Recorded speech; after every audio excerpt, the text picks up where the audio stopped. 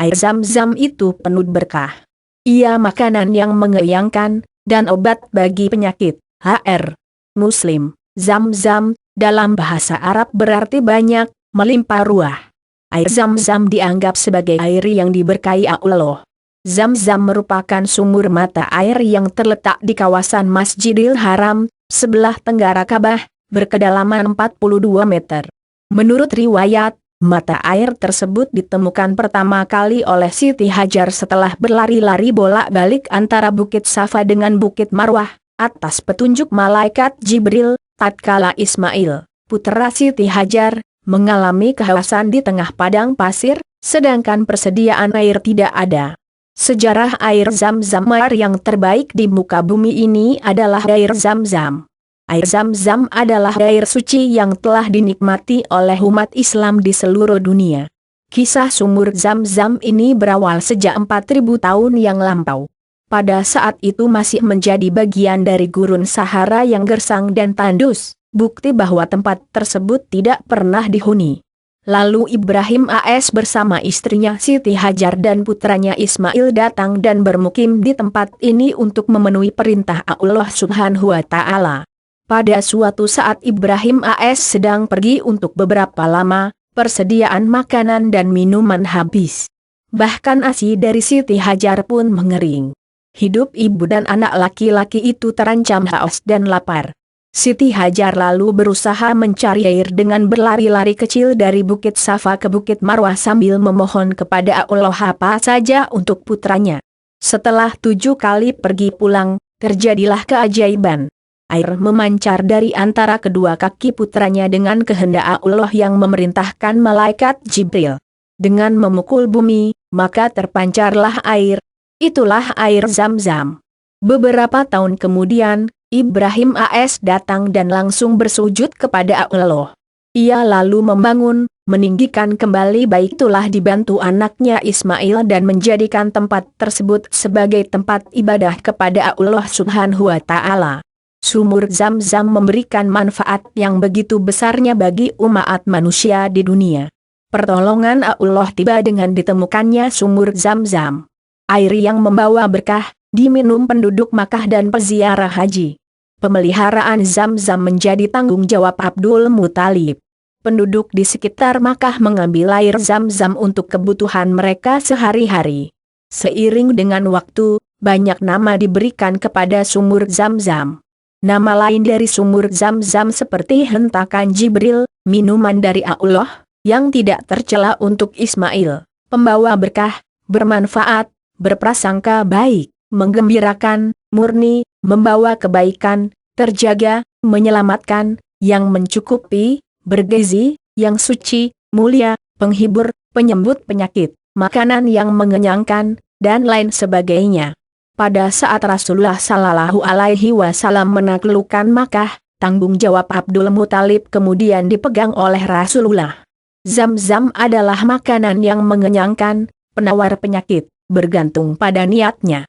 Pada awalnya, menimba adalah menjadi satu-satunya cara untuk mengambil airnya.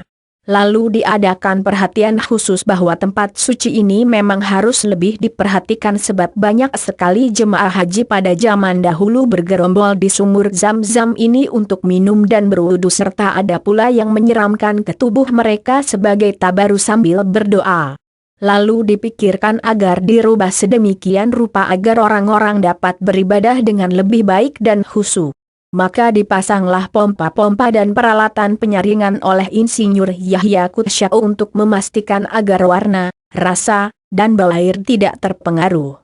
Caranya adalah memasukkan air dari penyaringan ke dalam alat ultraviolet yang dapat mensterilkan dan membersihkan dengan kekuatan 30.000 liter per jam.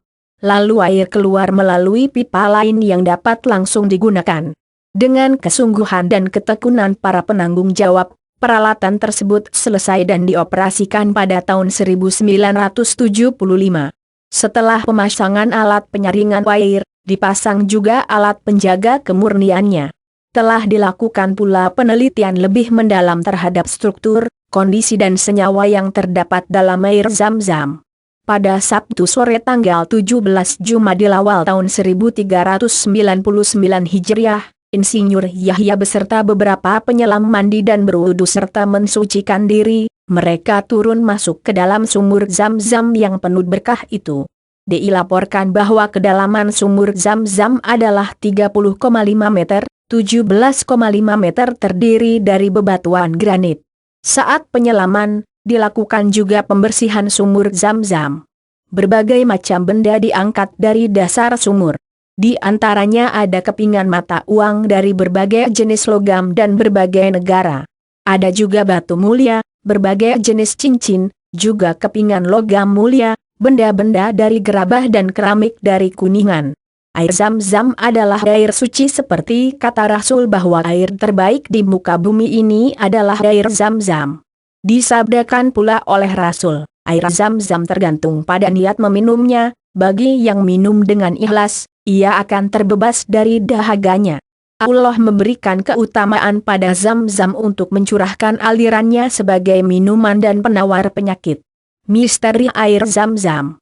Air Zam-Zam banyak sekali khasiatnya dan mempunyai berbagai misteri. Tak banyak yang tahu bagaimana caranya sumur Zam-Zam bisa mengeluarkan puluhan juta liter pada satu musim haji, tanpa pernah kering satu kali pun. Seorang peneliti pernah diperintahkan Raja Faisal menyelidiki sumur Zam-Zam untuk menjawab tuduhan kotor seorang dokter dari Mesir. Di Mekah kita tak perlu khawatir dengan air minum. Di setiap sudut Masjidil Haram kita bisa menemukan air Zam-Zam, lengkap dengan cangkir sekali pakainya. Tinggal pijit, langsung bisa diminum, dan gratis lagi.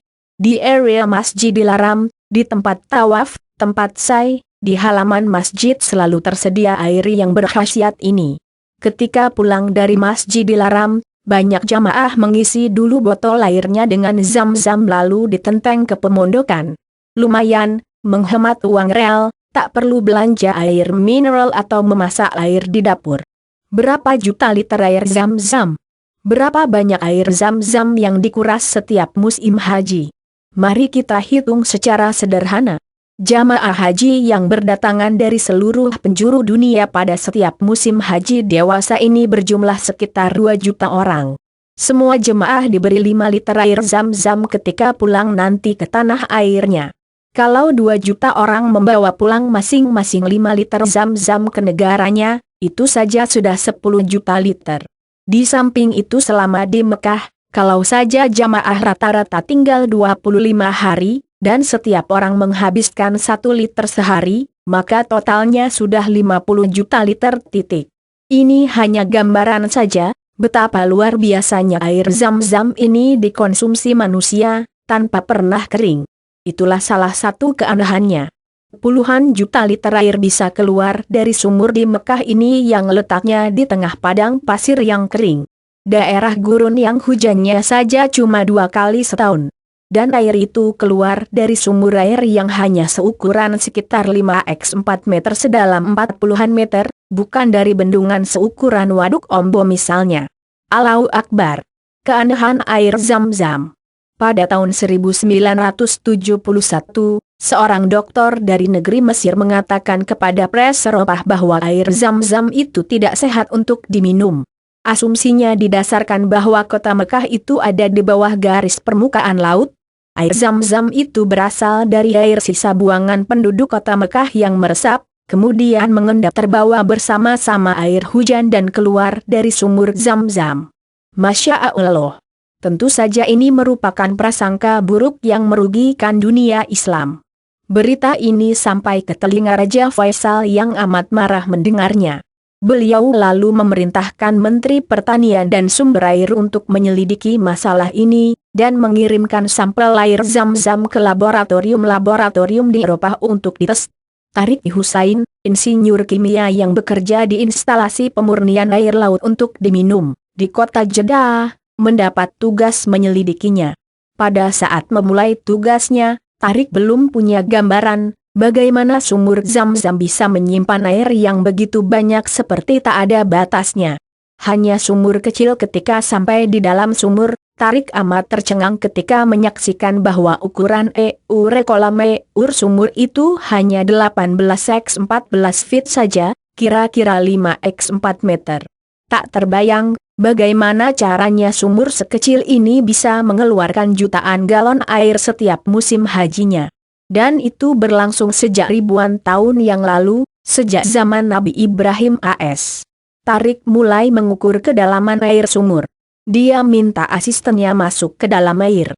Ternyata air sumur itu hanya mencapai sedikit di atas bahu pembantunya yang tinggi tubuhnya 5 feet 8 inci. Lalu dia menyuruh asistennya untuk memeriksa, apakah mungkin ada cerukan atau saluran pipa di dalamnya. Setelah berpindah dari satu tempat ke tempat lainnya, ternyata tak ditemukan apapun. Dia berpikir, mungkin saja air sumur ini disuplai dari luar melalui saluran pompa berkekuatan besar. Bila seperti itu kejadiannya, maka dia bisa melihat turun naiknya permukaan air secara tiba-tiba. Tetapi dugaan ini pun tak terbukti. Tak ditemukan gerakan air yang mencurigakan, juga tak ditemukan ada alat yang bisa mendatangkan air dalam jumlah besar. Selanjutnya dia minta asistennya masuk lagi ke dalam sumur. Lalu menyuruh berdiri, dan diam di tempat sambil mengamati sekelilingnya. Perhatikan dengan sangat cermat, dan laporkan apa yang terjadi, sekecil apapun. Setelah melakukan proses ini dengan cermat, asistennya tiba-tiba mengacungkan kedua tangannya sambil berteriak, "Alhamdulillah, saya temukan dia." Pasir halus menari-nari di bawah telapak kakiku. Dan air itu keluar dari dasar sumur. Lalu asistennya diminta berputar mengelilingi sumur ketika tiba saat pemompaan air, untuk dialirkan ke tempat pendistribusian air, berlangsung. Dia merasakan bahwa air yang keluar dari dasar sumur sama besarnya seperti sebelum periode pemompaan. Dan aliran air yang keluar, besarnya sama di setiap titik, di semua area. Ini menyebabkan permukaan sumur itu relatif stabil, tak ada guncangan yang besar. Seusai pengamatan itu, Tarik mengirimkan sampel air ke beberapa laboratorium di Eropa dan sebagian ke laboratorium di Saudi. Dan sebelum meninggalkan Ka'bah, dia berpesan kepada petugas di Mekah untuk menyelidiki keadaan sumur lainnya di sekitar Ka'bah. Sesampainya di kantornya di Jeddah, dia mendapat laporan bahwa sumur-sumur lain di sekitar Mekah dalam keadaan kering. Jadi hanya sumur Zam-Zam yang penuh air. Allahu Akbar. Jika Allah menghendaki, apapun bisa terjadi. Mengandung zat anti kuman. Hasil penelitian sampel air di Eropa dan Saudi Arabia menunjukkan bahwa Zam-Zam mengandung zat fluorida yang punya daya efektif membunuh kuman, layaknya seperti sudah mengandung obat. Lalu perbedaan air Zam-Zam dibandingkan dengan air sumur lain di kota Mekah dan Arab sekitarnya adalah dalam hal kuantitas kalsium dan garam magnesium. Kandungan kedua mineral itu sedikit lebih banyak pada air Zam-Zam. Itu mungkin sebabnya air Zam-Zam membuat efek menyegarkan bagi jamaah yang kelelahan. Tambahan lagi, hasil laboratorium Eropa menunjukkan bahwa Zam-Zam layak untuk diminum, sehat untuk diminum. Ini otomatis menjawab prasangka buruk dokter di awal tulisan tadi. Keistimewaan lain, komposisi dan rasa kandungan garamnya selalu stabil, selalu sama dari sejak terbentuknya sumur ini. Rasanya selalu terjaga, diakui oleh semua jemaah haji dan umrah yang selalu datang tiap tahun.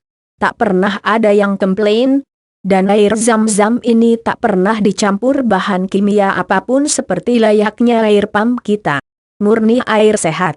Satu kehebatan lagi, sumur air Zam-Zam tak pernah ditumbuhi lumut, padahal di seluruh dunia sumur itu selalu ditumbuhi lumut dan tumbuhan mikroorganisme, bisa menyembuhkan penyakit. Diriwayatkan dalam Sahih Muslim, Nabi bertanya kepada Abu Dzar, yang telah tinggal selama 30 hari siang malam di sekitar Ka'bah tanpa makan minum, selain Zam-Zam. Siapa yang telah memberimu makan? Saya tidak punya apa-apa kecuali air Zam-Zam ini, tapi saya bisa gemuk dengan adanya gumpalan lemak di perutku. Abu Dzar menjelaskan, saya juga tidak merasa lelah atau lemah karena lapar, dan tak menjadi kurus. Tambah Abu Dzar. Lalu Nabi SAW menjelaskan, sesungguhnya, Zam-Zam ini air yang sangat diberkahi, ia adalah makanan yang mengandung gizi. Nabi SAW menambahkan, air Zam-Zam bermanfaat untuk apa saja yang diniatkan ketika meminumnya. Jika engkau minum dengan maksud agar sembuh dari penyakitmu, maka Allah menyembuhkannya.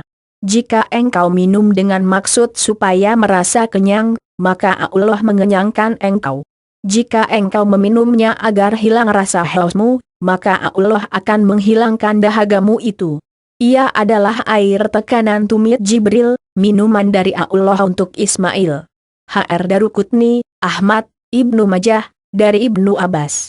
Rasulullah SAW pernah mengambil air zam-zam dalam sebuah kendi dan tempat air dari kulit, kemudian membawanya kembali ke Madinah.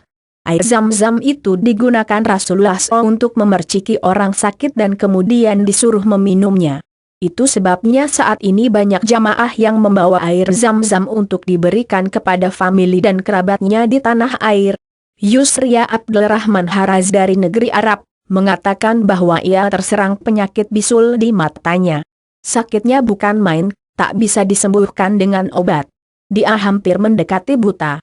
Seorang dokter terkenal menasihati dia untuk diinjeksi dengan obat khusus, yang mungkin bisa menyembuhkan sakitnya.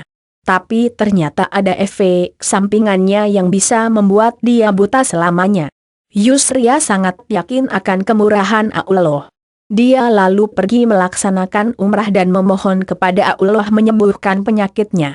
Di baitulah dia melakukan tawaf, yang saat itu tak terlalu padat dengan manusia. Dia lalu bisa tinggal lebih lama di lokasi air zam-zam. Dia manfaatkan untuk terus membasuh kedua matanya yang sakit.